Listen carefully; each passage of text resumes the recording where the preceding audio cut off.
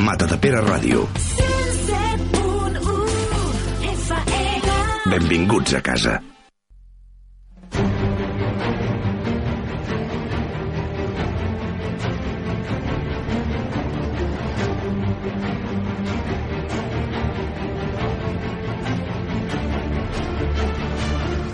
A les portes de Troia, amb Albert Sánchez Carmona, Oliver Vergés i Alberto Recce.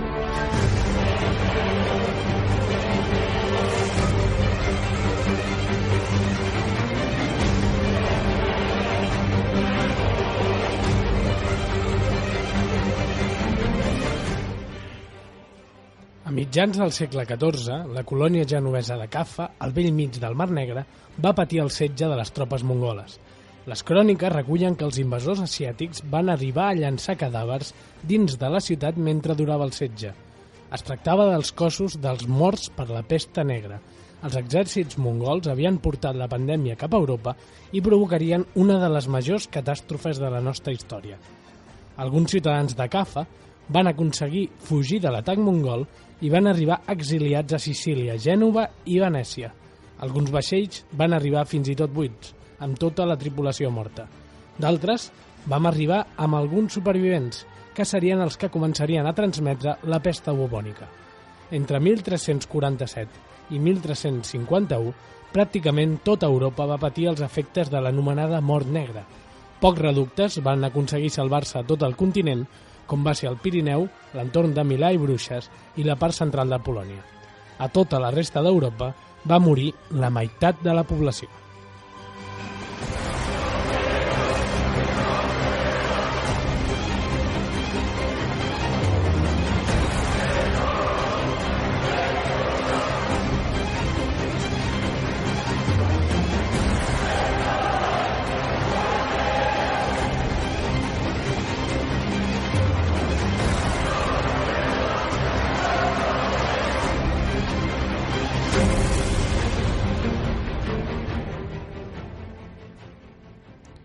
Molt bona nit, ens trobem una setmana més aquí a les portes de Troia veient quina és la història que ens va afectar a Catalunya i a la resta del món.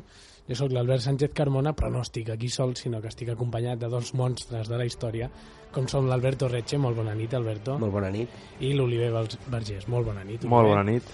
A la gent que ens escolteu des de casa, doncs recordeu que podeu entrar en contacte amb nosaltres a través de facebook.com/Portes de Troia i que allà també podeu recuperar a través del podcast tots els programes que hem fet fins ara. La pesta negra és una de les grans pandèmies de la humanitat, no? Deixem enrere la grip aviar, la grip A, totes aquestes que hem escoltat últimament, però la pesta negra sí que va tenir una afectació d'aquelles bèstia a la població d'aleshores. Sí, no? Potser és una d'aquestes primeres grans pandèmies que han afectat profundament a la ciutat europea, no?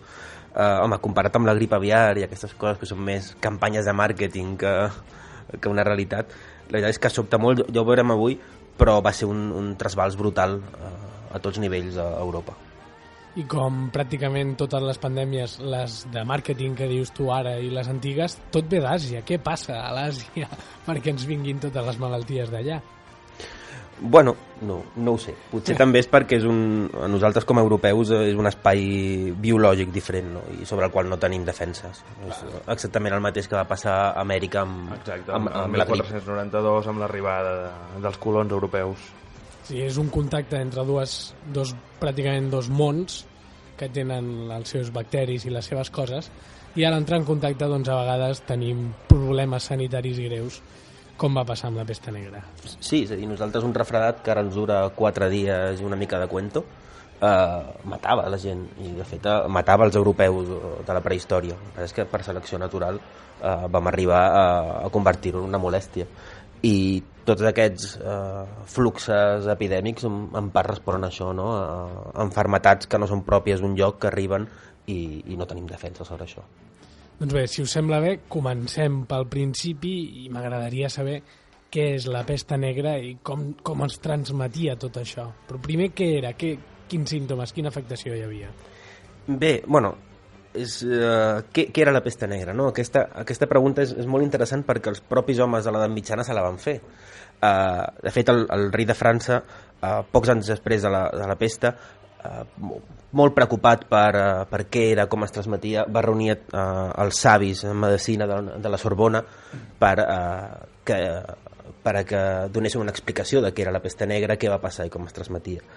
I a la conclusió a la que van arribar em sembla molt simptomàtica de com funciona el món medieval, no? Perquè es va arribar a la conclusió que la pesta negra té el seu origen el 20 de març de 1345, un dia concret. Perquè en aquest dia, o aquesta nit, va haver una conjunció de Saturn, Júpiter i Mart en la casa d'Aquari.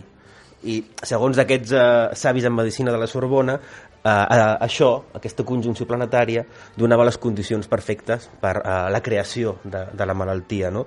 Perquè la conjunció de Saturn i Júpiter era sinònim de mort i destrucció, i a més aquesta unió de Júpiter, que era un planeta càlid i humit, un déu càlid i humit, amb Mart, que era càlid i sec, era una conjunció ambiental que feia que el món en aquest moment estigués molt procliu a enfermetats, desastres naturals, no?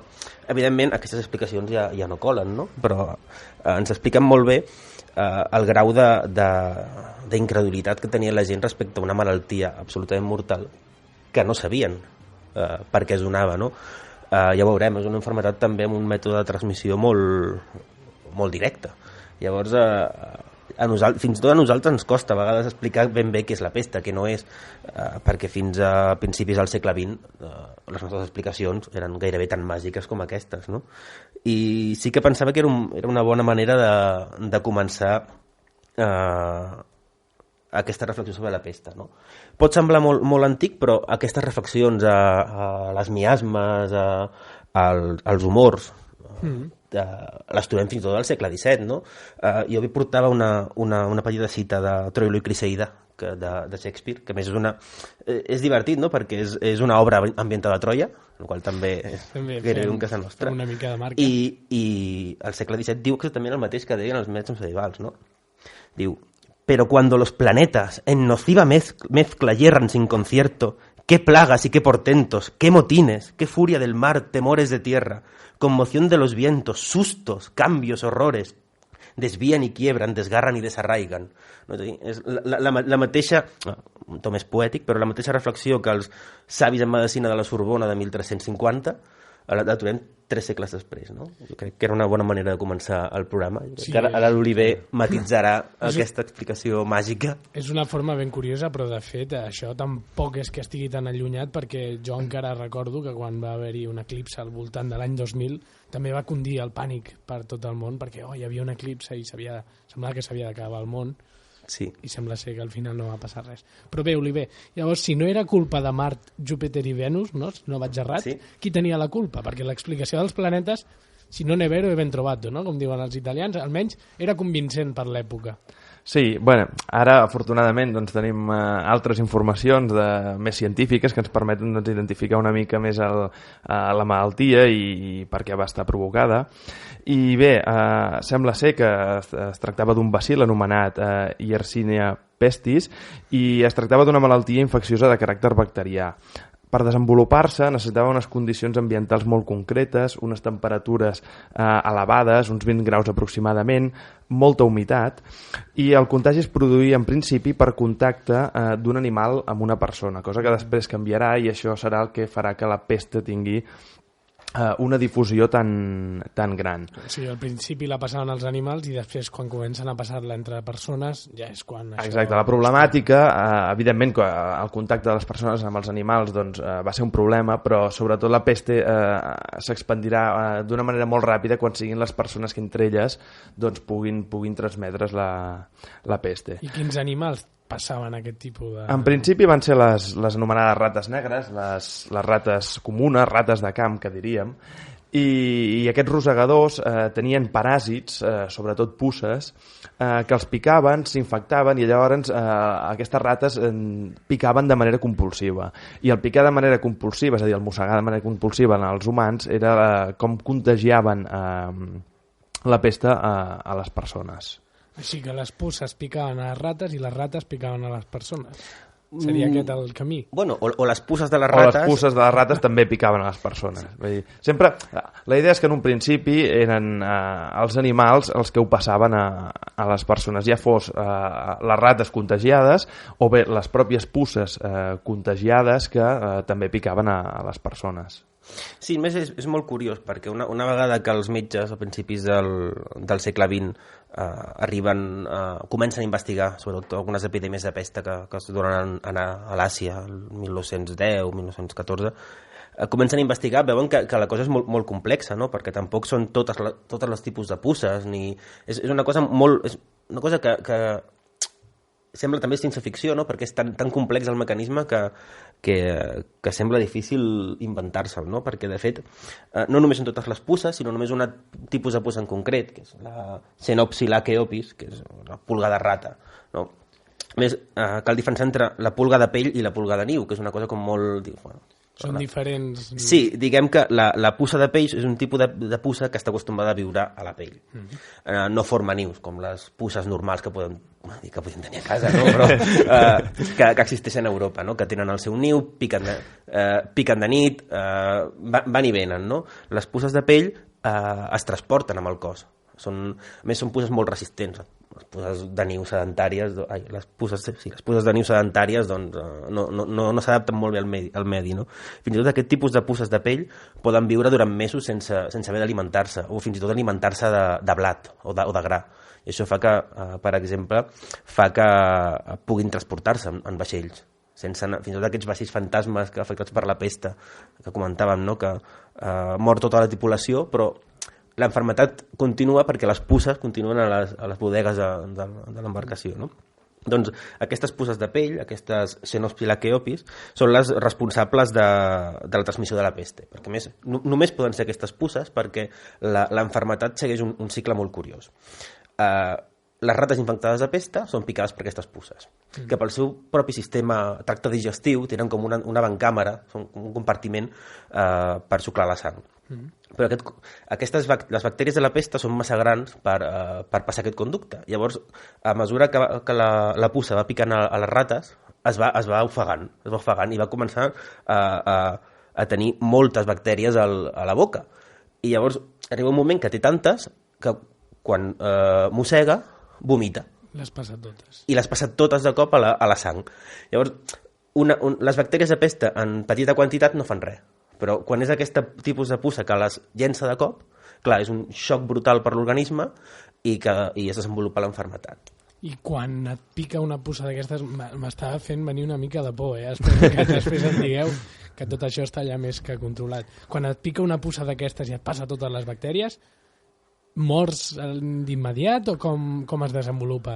No, aviam, la incubació de la malaltia duraria aproximadament entre uns 3 i 5 dies, segons la persona, i llavors es produiria una sintomatologia a les persones infectades que tindrien altes febres, una inflamació dels vasos limfàtics, sobretot a les zones articulacions, on apareixen els anomenats bubons, que són aquests bultos, i apareixen sobretot a les aixelles i al coll. I aquests bubons inflamats, de manera extrema, són els que produeixen hemorràgies imparables que acaben provocant la mort.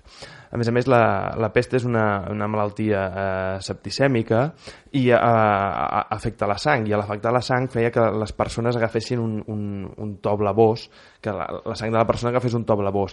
D'aquí que es digués pesta negra, perquè la gent agafava una coloració fosca.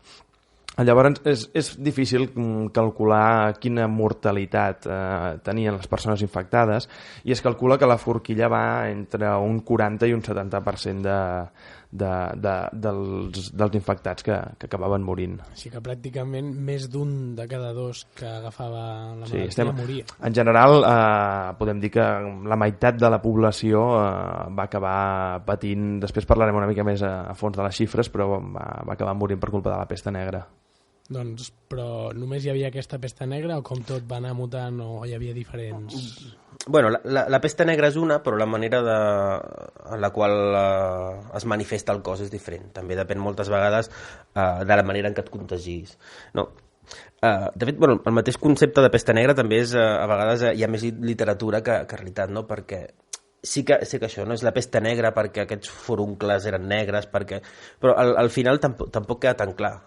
Per fer-nos una idea, com podien arribar a ser aquests bultos que sortien a la pell, com d'una pilota de ping-pong, m'imagino, una coseta així, més gran. Força més gran, és gairebé com una pilota de handball.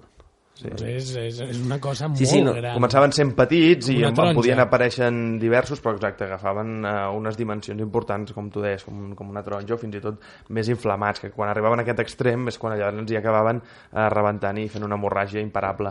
Clar, perquè això és una inflamació dels ganglis limfàtics i tot això és pus.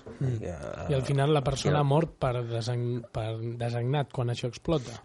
Bueno, mor per una septicèmia general, és a dir, arriba un punt que tens més pus que sang a la sang, llavors és difícil sobreviure això, no? De fet, una d'altres de les etimologies de pesta negra, perquè se l'anomena atra mortis o atra mors, i atra és un vocable grec d'origen grec que pot significar tant negre com terrible.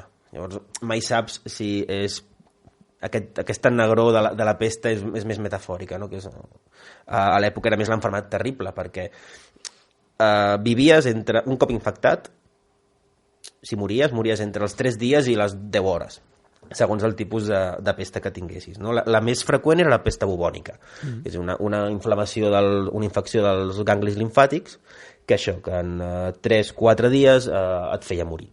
Molta febre, molta infecció, i no sé, potser això, un 50 o un 60% de la gent que la contraia moria.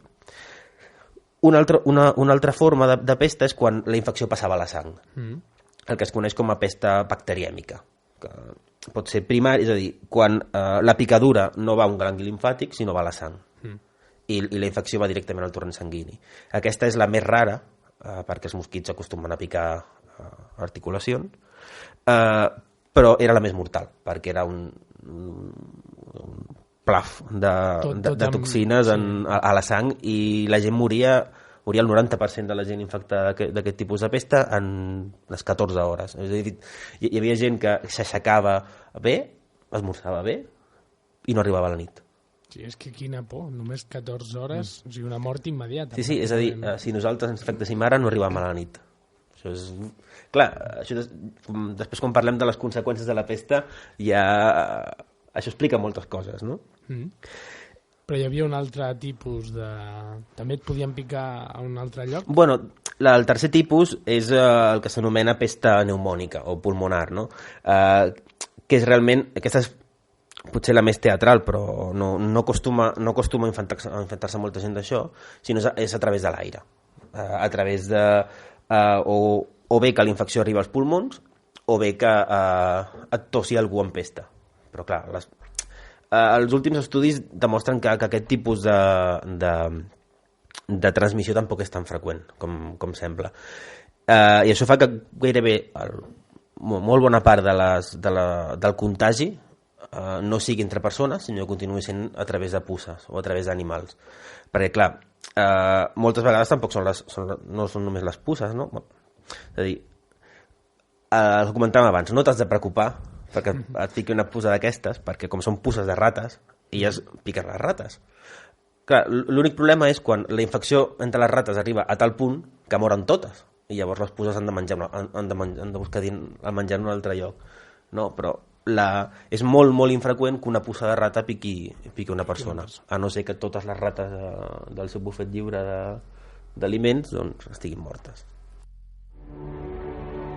A les portes de Troia.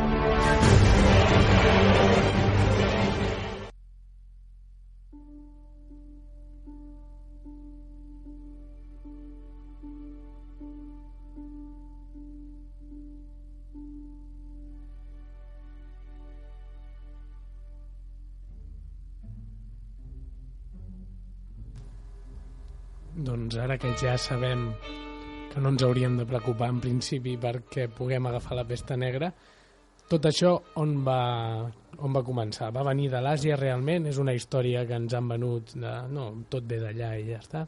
Sí, és el que tu comentaves, Albert, en la introducció del programa. La pesta va tenir el seu origen a a l'Àsia, i va arribar a Europa gràcies una mica, vam parlar en un dels programes anteriors, si no recordo malament, l'Alberto ens va parlar de l'imperi mongol. L'imperi mongol va crear el que s'anomenaria la Pax Mongòlica, que és un espai conquerit a tot el centre d'Àsia, que permetia una comunicació directa entre les costes del Mar Negre europees i la zona asiàtica. Seria una gran autopista de comunicació, i a través d'aquesta gran autopista de comunicació la pesta es va estendre molt fàcilment, naixent a Àsia i arribant, com comentaves a l'inici del programa, a les costes del Mar Negre. Tot indica que va ser a la península de Crimea on la pesta es va embarcar en algun vaixell comercial genovès, i a partir d'aquí l'any 48 va arribar a costes italianes i a les altres costes mediterrànies de l'Europa occidental, i es va començar a difondre d'una manera brutal cap al litoral i cap a l'interior del continent. Però a mi m'encurioseix, perquè penso en aquesta època tampoc hi havia tanta gent ni tants mitjans de transport. Sí que va avançar això d'una forma ràpida, perquè en qüestió de 4 anys va arribar pràcticament tota Europa.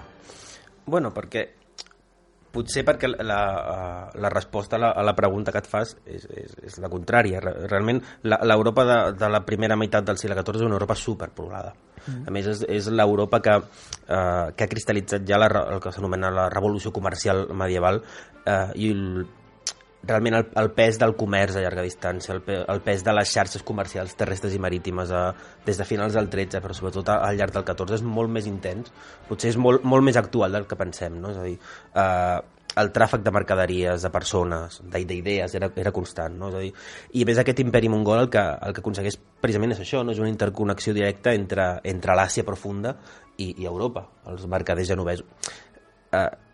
Sempre és graciós pensar que la pesta negra arriba a Europa pel mateix camí que fa Marco Polo. Sí, Marco Polo, sí. Llavors, utilitza... això ens explica molt bé aquestes xarxes de connexió profunda entre Europa i Àsia que comença a donar-se al segle XIII i que al XIV seran absolutament anormals, no? És a dir, un camperol de Barcelona deixa de plantar blat per plantar safrà, perquè el blat el pot portar de Sicília, el pot portar de Crimea, i a la vegada les seves espècies, la seva roba no la fabriquen tampoc aquí. És un context molt actual en aquest sentit, no? Llavors totes aquestes xarxes comercials, totes aquestes vies de comunicació fan que una epidèmia com aquesta, que ja hi havia hagut brots de pesta anteriorment, no? A Europa, però és aquesta interconnexió d'una Europa superpoblada i cada cop més orientada cap al comerç, fa que totes aquestes vies de comunicació alhora són vies d'infecció. És el que passa avui en dia, no? Abans entrava un virus a l'ordinador i t'afectava a tu perquè anava en un disquet. Ara agafes un virus i l'agafa tots els seus contactes de Facebook i tot. És una mica aquesta idea. I hi havia també alguna característica, algun factor a la societat que fes que això passés d'una forma més fàcil, o estaven tan sans i de cop i volta els hi va arribar la pesta? No, el problema sobretot és això que dèiem, no? Que l'Europa a la que arriba la pesta és una Europa superpoblada i en un procés gairebé de retraïment demogràfic. Europa havia crescut molt demogràficament, econòmicament al llarg del segle XIII, però aquest creixement no havia tingut, suposo que això ens sona, unes bases sòlides, no? Sinó que s'havia realitzat en això que es diu de la teoria dels rendiments decreixents. És a dir, s'havien posat cada cop més terres en funcionament, s'havia intentat produir més, però a costa de produir més, no de millorar la productivitat. És a dir, més terres, cada cop s'utilitzen terres pitjors, però bueno, creixement extensiu, és a dir, de posar-ho tot en conreu, però no d'una terra de qualitat que asseguri que cada any la producció serà en nombre la mateixa. Clar, això fa que la realitat demogràfica d'Europa no estigui sostinguda per una realitat agrària ferma. I, de fet, la pesta negra no és potser tant el desencadenant com la conseqüència d'aquest fenomen, no? Ja des de principis del segle XIV hi ha grans hambrunes, hi ha grans crisis alimentàries, hi ha fins i tot hi ha un petit canvi climàtic, això està molt ben estudiat.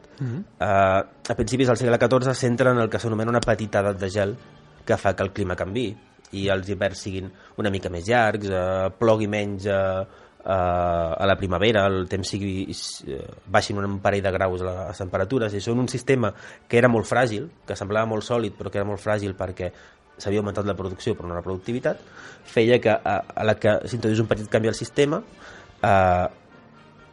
clar, en una Europa superpoblada 2 anys de males collites fan que es mori moltíssima gent, i això es coneix per Europa del Central i Europa del Nord. És molt importants les fams de 1315-1318, en la qual mor moltíssima gent. A casa nostra també tenim un exemple, no? Ha quedat a la memòria aquella data de 1333, que les cròniques s'anomena com l'humà l'any primer. 15 anys o 10 12 o 13 anys abans de la pesta, ja tenim referències a que no tot era tan bonic en l'Europa del creixement econòmic com semblava, no? Llavors la pesta arriba a una població no desnutrida però sí mal alimentada, sobrepoblada, amb unes ciutats amb molta més gent de la que tocava.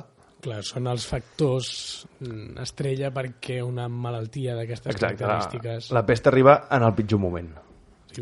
Però era la primera vegada que arribava la pesta, o això, si estava aquí de l'Àsia, que està aquí al costat, suposo que més d'una vegada haurien arribat més malalties, no? Sí, bueno, de fet la mateixa pesta va arribar altres vegades. És molt coneguda la pesta de Justinià, en l'època, al segle VI, l'època que Justinià està fent les seves campanyes de conquesta a Itàlia, es desencadena una epidèmia de pesta a l'imperi romà, també molt devastadora. Clar, no arriba al punt que arribarà al segle XIV perquè la comentàvem, perquè les vies de comunicació, la densitat de població, l'hacinament de població no era el mateix. Però la pesta és una malaltia molt cíclica, perquè com depèn de l'estat de les comunitats de rates, no? De l'Àsia central, a la que canvia una mica el clima, a la que tota una sèrie de factors fa que aquesta malaltia cíclicament cada 300-400 anys salti als humans.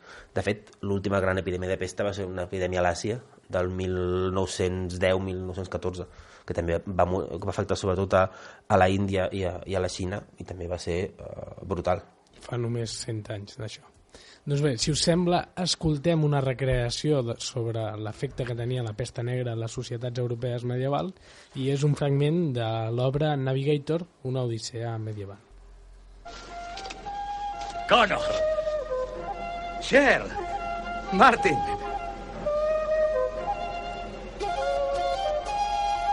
¡Connor! ¡Has vuelto!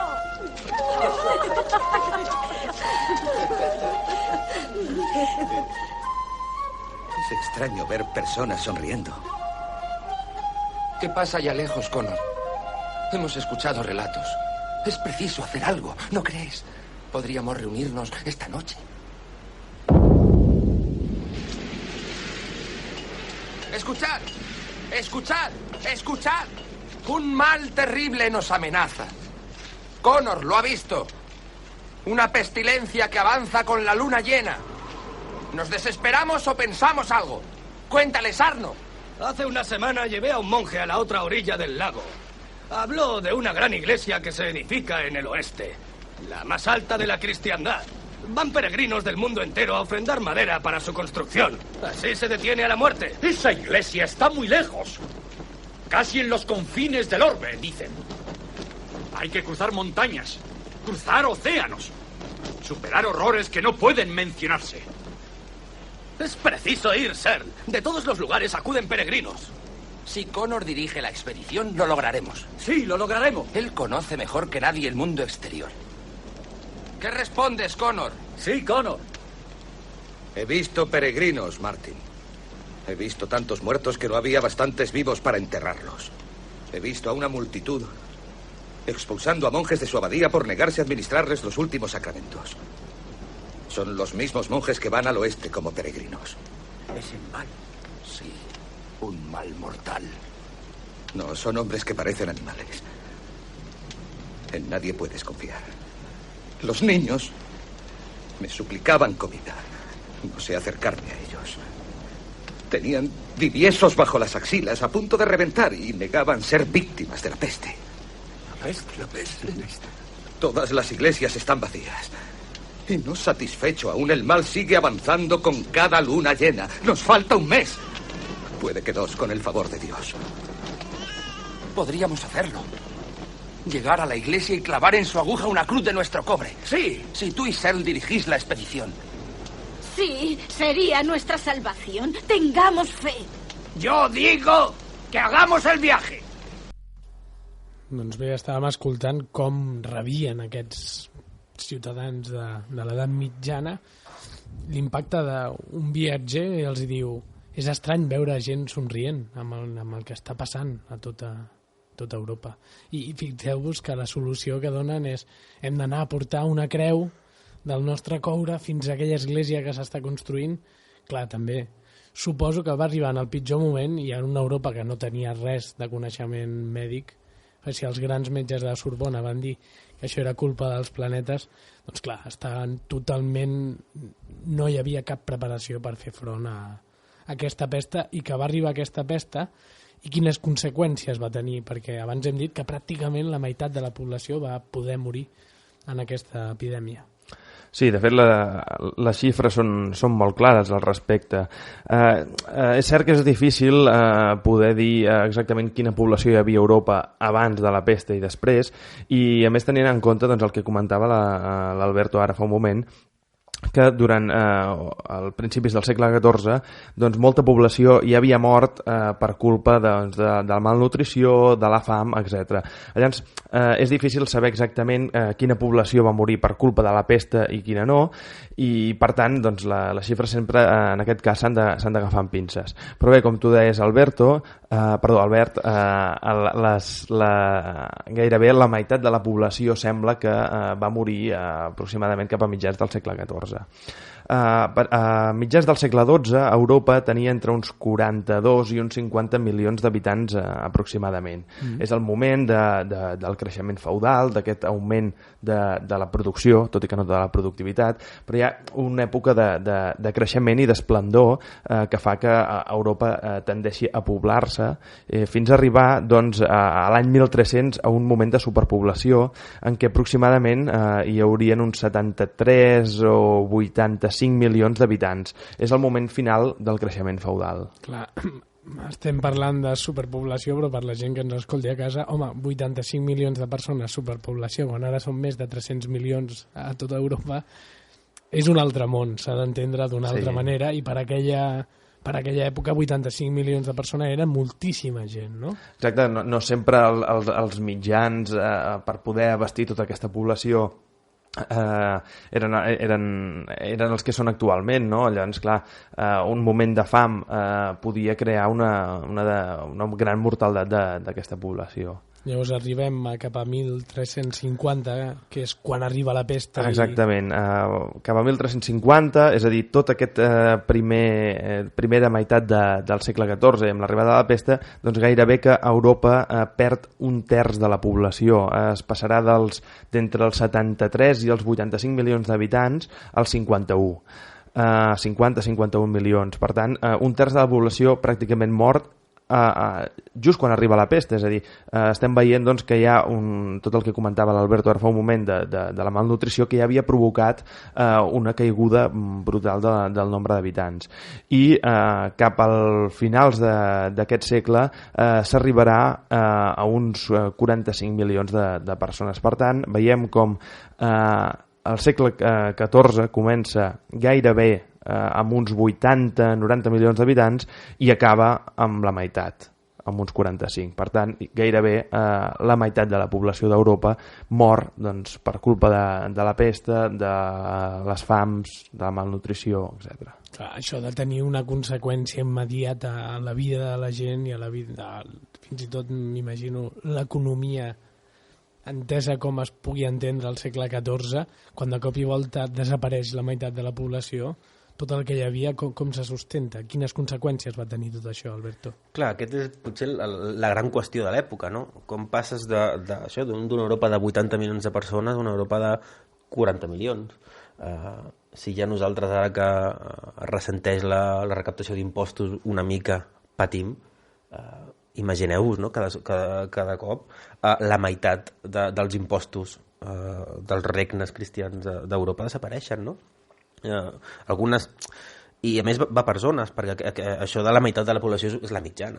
Hi havia zones, ja ens dona temps a parlar, que la pesta afecta molt poc, i altres que realment les devasta, no? Jo portava aquí algunes dades de Catalunya, i per exemple, Taradell passa de 111 focs, que cal entendre com a famílies, amb moltes cometes, de 111 a principis del segle XIV a 38 a 1352. La caiguda és espectacular. Sant Andreu de Gurb, de 160 a 41. Pitjor encara. Pitjor encara. I fins i tot dades com els clergues beneficiats a Barcelona, que per 1345 són uns 700. Hi ha 389 nomenaments de clergues entre maig del 38 i maig del 39. És a dir, en un any cal nomenar gairebé el 60-70% dels clergues de Barcelona, perquè han mort tots en qüestió d'un any. I possiblement d'aquests 399 la meitat tampoc van arribar a l'any següent. Llavors, clar, sobretot la pesta és una malaltia devastadora que afecta sobretot a les grans ciutats, que tot i que el camp medieval continua portant el pes, les ciutats medievals són la gran font de comerç, de l'alta riquesa de l'època, no? Però la pesta negra portarà conseqüències a dos nivells. Econòmiques per la falta d'ingressos, també laborals, però aquestes potser no són tan dolentes. La feina s'ha de continuar fent, però de sobte hi ha 40 milions menys de treballadors. Ara la feina no faltarà. Ara la feina no falta.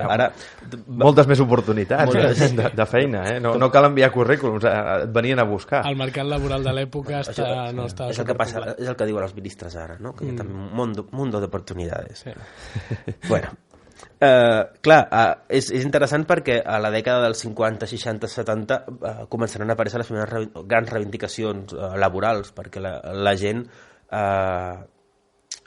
la mà d'obra comença a ser valorada, perquè des de professions molt bàsiques com gent que carregui pedra fins a grans professions, no? Orfebres, carpinters, no hi ha suficients per tots. Llavors hi ha tota una sèrie de reivindicacions laborals del segle XIV i de millora de la qualitat de vida de la gent. Hi ha molta inflació de preus, però hi ha molta inflació de salaris. Al no haver-hi tants treballadors, aquests guanyen en qualitat de vida, potser perdent la meitat de la seva família, però... Bueno, clar, és el contrari del que passa ara, vull dir, com que hi ha poca feina, l'empresari pot posar les condicions que vulgui el treballador.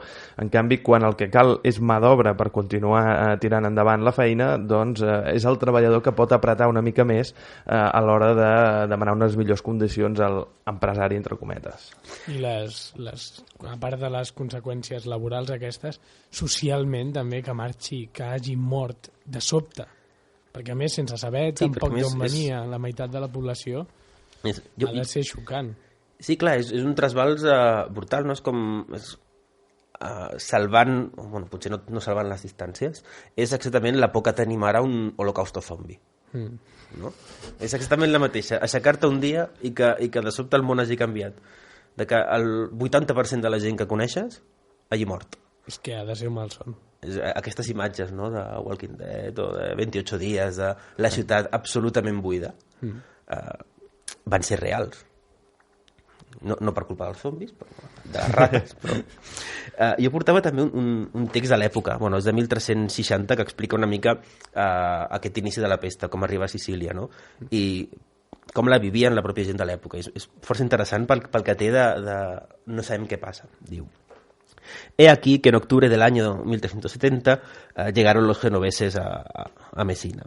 Dice, los genoveses transportaban con ellos, impregnada en sus huesos, una enfermedad tal que todos los que habían hablado a uno de ellos eran alcanzados por esta enfermedad mortal. Esta muerte inmediata, era absolutamente imposible de evitar.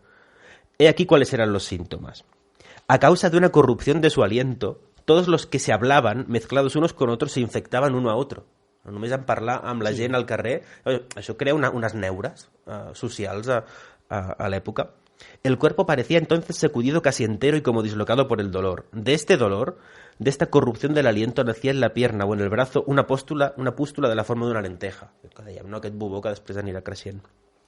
Esta impregnaba y penetraba tan completamente el cuerpo que se veía cometido por violentos esputos de sangre. Las expectoraciones duraban 3 días continuos y se moría a pesar de cualquier cuidado. No? Diu, la muerte no tocaba solo a los que les hablaban, y això era el més esfereïdor, no? Sino igualmente a todos aquellos que compraban sus cosas. Ara sabem que era perquè les puces es quedaven a la roba, es quedaven no todos los que compraban sus cosas, los tocaban o se acercaban a ellas. No? Llavors, ens parla d'una mortandat absolutament general, no? I sense explicació lògica, no? Fins al punt de que el metge que anava a visitar un malalt el dia següent estava mort. Hi havia casos un fill enfermava i el pare el feia fora de casa perquè si no es moria ell. Llavors això crea una psicosi col·lectiva molt profunda i ja ho veurem que els que sobreviuen esperen la vida d'una altra manera. Sí, no després de tot això. I a més es dona un fenomen de nou ric, no? Perquè clar, tota aquesta gent que mor, sigui rica, pobra, més o menys, feia testament. Sí. I la gent que sobrevivia rebia herència. I clar, quan mor fins al teu cosí llunyà que ni coneixes, de cop i volta el que sobreviu hereda 5, 6, 7, 8 vegades. I et trobes psicològicament destrossat, amb unes ganes de juerga que no te les aguantes perquè dius ha mort tothom i jo estic viu i amb la butxaca plena de diners, no? I això també portarà conseqüències a l'art, conseqüències al luxe, que també són molt interessants. I abans d'entrar en aquestes conseqüències de Viva la vida, no?, que es van prendre alguns, però els metges heu dit que un metge anava un dia i el dia següent potser estava mort, però què podien fer els metges de l'època? Se sap si hi havia alguna cura o què feien els pobres? No, de fet, pels contemporanis no hi havia cap solució possible. Alguns afortunats doncs, tenien algun tipus d'immunitat que els permetia sobreviure a la pestilència, però realment un cop infectat era molt difícil sobreviure. I quan la malaltia arribava a la ciutat, doncs les teves possibilitats de viure baixaven dràsticament. De fet, el millor que es podia fer era o marxar, això sobretot potser els nobles que tenien propietats fora de la ciutat i podien aïllar-se al camp durant un temps, marxar d'hora i tornar tard, o bé els que havien de quedar-se sí o sí a la ciutat, doncs aïllar-se tant com poguessin del món, i llavors es donaven els casos com el que comentava l'Alberto, no? Que si algun familiar s'infectava, doncs se'l feia fora de casa, perquè la qüestió era aïllar-se totalment de la malaltia. De fet, fins i tot els cossos dels morts, els cadàvers, eren deixats a les portes de les cases i passava una persona a recollir-los perquè la gent no en volia saber res absolutament dels empastats. Llavors, solucions, doncs no n'hi havia cap. Això el que dèiem, esperar que el brot passés i ser l'afortunat que a més de rebre l'herència, doncs que l'afortunat que no es quedava infectat. De vegades es provaven de fer sangoneres per netejar la sang, però bé, aquests mètodes ja sabem que realment no servien de res i sovint encara debilitaven més el malalt o empitjoraven la seva manera de viure. Per tant, bé, el millor doncs, era evitar el contagi tant com es pogués, doncs, aïllant-se o marxant. Era fotre el camp. Jo espero que actualment sí que hi hagi algun tipus de remei o encara no hem trobat. Bueno, ara ja estem ara no hi ha pesta, ja està. Totes aquestes malalties ja han passat a una altra. Jo us anava a preguntar, abans hem dit que a Milà no va ser pràcticament res afectada, que és que ja havien descobert una medicina espectacular que no tenien la resta, o com s'ho van fer els milanesos? Bueno, això és com quan jo jugo al futbol, que no sé, però a vegades xuto la pilota i entra. Sí. No? Doncs és una mica això. Hi havia solucions que funcionaven sense que es fessin per la cosa correcta, no? En el cas de Milà van ser molt expeditius, no? Els de Milà ja sabem com són. Sí. Com ja havien vist el que passava a Gènova, a Sicília, a Venècia, ja anaven sobrevist. I els dos primers casos d'indicis de pesta que van veure, el Dogo de Milà, va emparedar tot el carrer en el qual s'havia declarat la infecció amb la gent dins. Va dir, aquí no surt ningú. Van fer una quarantena i... Van fer una quarantena a lo medieval. Llavors van segellar tota la casa dels infectats i les del costat, les van tapiar completament amb la gent dins i devia funcionar, no? Suposo que les puces es quedarien allà i també van aconseguir que l'epidèmia no es propagués. Hi havia alguns casos, alguns remeis que a les sagnies no funcionaven, però com si hi havia aquesta idea de que la pesta en el fons era una putrefacció de l'aire, a vegades el que es feien era fumar les sales. Com? Fer fumar la sala. Posar algun tipus d'encens, algun tipus d'herba aromàtica. Com si fossis un salmó. Allà. Sí, et fumaven com un salmó. I això feia perquè era aquesta idea de que amb això l'aire no es corrompia, o almenys depuraves l'aire. Clar, això no era així, però aquest fum el que feia era que mataves les puces. Doncs ja... Amb la qual sense saber... A vegades és exacte, és tenir un cop de sort, no? Amb alguna dels intents, doncs dir, mira, aquest ha funcionat. Clar, sobretot el problema és que és una cosa que no és controlable, no? Sí que hi ha malalties que són de rics i que són de pobres, però i de poble, també. Però la pesta negra té anava a dir la virtut, però té la característica de que és absolutament igualitària, amb matisos, no? Sí que home, és més difícil que una puça arribi a picar-te si vius en un castell amb unes parets de pedra de 4 pams, però, clar, la dona de Pere el Cerimoniós, del rei d'Aragó, mor de pesta. El propi rei de Castella mor de pesta. Veiem que és una mort que afecta més o menys a tothom, i això també és una de les característiques que la fa absolutament aterradora. Doncs, i llavors abans has dit, clar, la gent que quedava viva després d'això, amb les riqueses acumulades, com encarava la vida? Tenim alguna idea de com vivia la gent als moments d'epidèmia i als moments posteriors a aquesta epidèmia? Com podien encarar la forma de viure? Bé, això es veu sobretot a l'art, no? Veus que de cop i volta l'obra d'art es converteix en una cosa absolutament profana, no? Tothom vol gaudir de la vida, tothom vol viure bé. I llavors es crea aquesta consciència de viu el moment perquè possiblement demà estiguis mort i aprofitar ara que tens diners. El Decameron, per exemple, no? Són un grapat de nobles florentins que se'n van al camp a fer festa, no? Mentre tothom es mor a la ciutat, ens anem al camp i ens passem tota la nit de juerga, a explicar-nos contes, perquè en el fons el que vols és celebrar que estiguis viu, no? Gairebé una experiència posttraumàtica. I clar, i més encara quan saps que si t'infectes en 2 o 3 dies, ells probablement ni sabessin que s'infectaven, no? I de cop i volta moren. Clar, el trauma... Sí, de cop i volta els apareixien els bubons i s'acabava, no? Es donaven molts casos de que la gent que moria, l'altra gent entrava a les seves cases i sobretot si eren gent rica, agafaven la seva roba, es vestien amb la seva roba i creaven allò una mena de món al revés, aprofitant, convertint-se allò rics per un dia, aprofitant el dia més que havien pogut viure perquè sabien que la mort els podia sorprendre en qualsevol moment. Doncs molt bé, si us sembla, deixem aquí el tema de la pesta negra i anem amb les efemèrides d'aquesta setmana.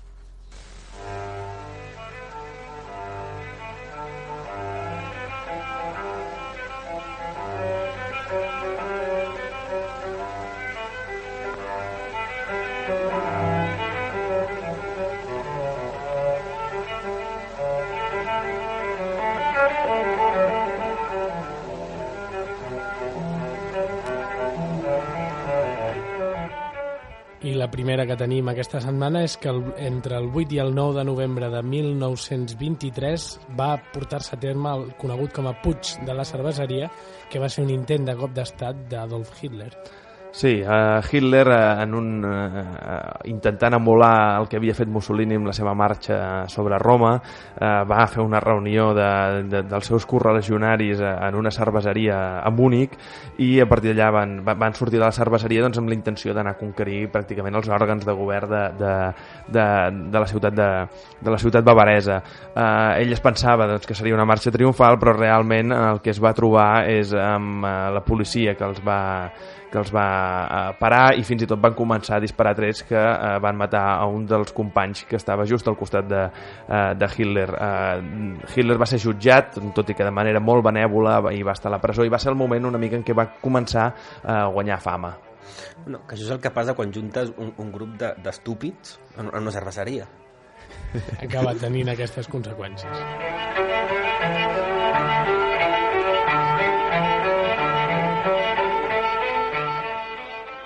Doncs el mateix dia, el 4 de novembre, però un any abans, el 1922, Howard Carter i el seu equip d'investigadors descobreix la tomba d'entrada a Tutankamon. Sí, no? Aquesta és potser una de les efemèrides més cinematogràfiques, no? Aquesta imatge de la tomba de Tutankamon, de la maledicció del faraó, jo crec que és un dels grans esdeveniments cinematogràfics del segle XX, no? I jo crec que era una bona efemèride per veure això de que la història al final no acaba sent una cosa tan aliena a la gent, no? I quan tens un misteri, un drama, la gent respon, no? I ha quedat fossilitzada la nostra por a les mòmies, a les malediccions egípcies, és una cosa que encara avui mou milers i milers de milions.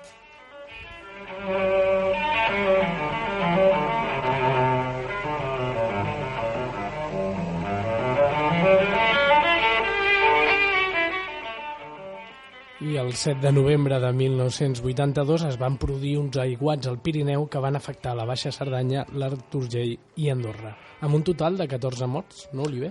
Doncs sí, aquests aiguats van ser molt durs pel Pirineu. De fet, pobles de la Baixa Cerdanya van quedar totalment inundats, com és el cas de Martinet, on va morir molta gent, i ja al límit amb l'Alt Urgell, fins i tot el poble de Pont de Bar, on s'hi va acumular una gran quantitat d'aigua, doncs el riu es va endur al poble i es va haver de construir sencer uns quilòmetres més enllà, i els aiguats també van afectar molt durament al Principat d'Andorra.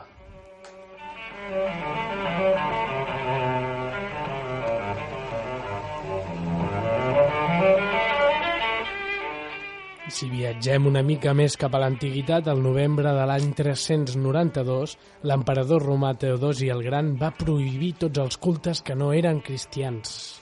Bueno, això és una mica per fer el paral·lelisme amb les efemèrides de la setmana passada, no? Com parlàvem de la batalla del Pont Milvi, que era el punt de partida del reconeixement del cristianisme com una de les religions permeses a l'imperi, no? Amb tot el que va portar després. Doncs aquí tenim, si això era el principi de la pel·lícula, això és el final, no? Com amb apenes 80 anys el cristianisme passa a ser tolerat, a ser la religió hegemònica de l'imperi, fins al punt que s'aconsegueix, o aconsegueixen, que la resta de cultes i la resta de religions de l'imperi, que s'havia caracteritzat per una tolerància religiosa absoluta, siguin prohibides. Tornem a tancar el cercle.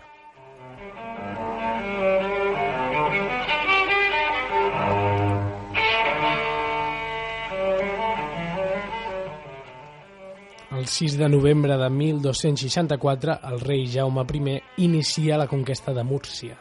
Efectivament, en el seu afany de conqueridor, doncs ja havia conquerit Mallorca primer, encara sent gairebé un adolescent, després València, i gràcies a un acord amb el seu sogre, el rei de Castella, doncs va començar la conquesta de Múrcia, que va ser una conquesta catalana, tot i que finalment el territori de Múrcia va ser entregat al regne de Castella. Tot i això, en alguns punts de la comunitat de Múrcia encara es parla català, una mica per contacte amb el País Valencià i arrel d'aquesta conquesta.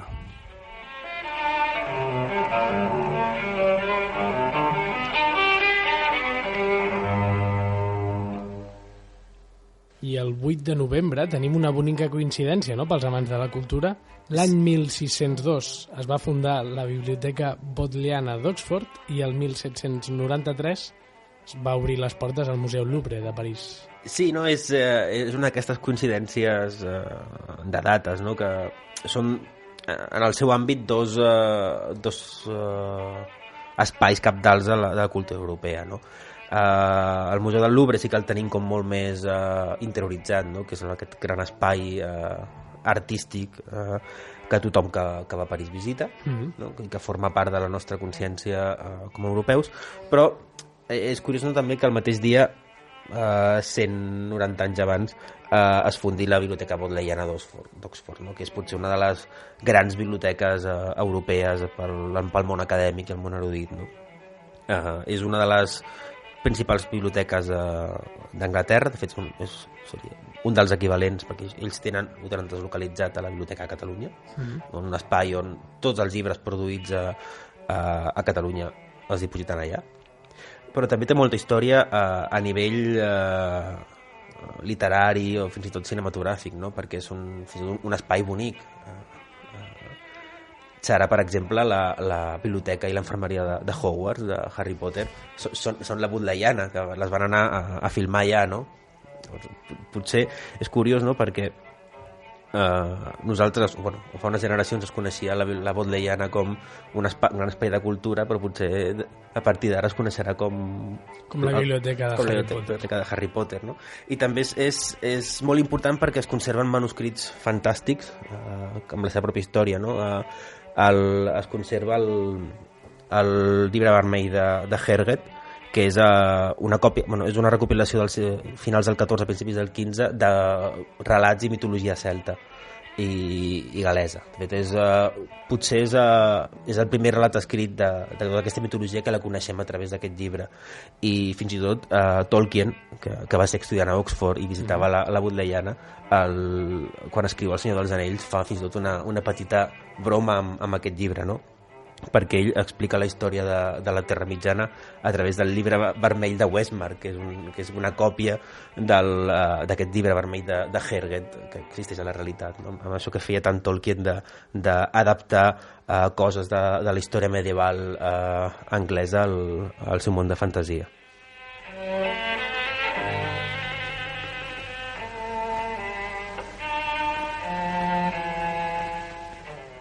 I el 5 de novembre de 1938 l'aviació franquista bombardeja la ciutat de Tarragona. Efectivament, durant el transcurs de la Guerra Civil, en què l'aviació franquista, sempre amb la col·laboració d'Itàlia i de l'Itàlia mussoliniana i de l'Alemanya nazi, atacarà diverses ciutats, entre les quals el 5 de novembre va atacar Tarragona. I, de fet, el programa de la setmana que ve podrem parlar una mica més en profunditat d'aquest tema, perquè tindrem amb nosaltres una persona experta en aquesta temàtica.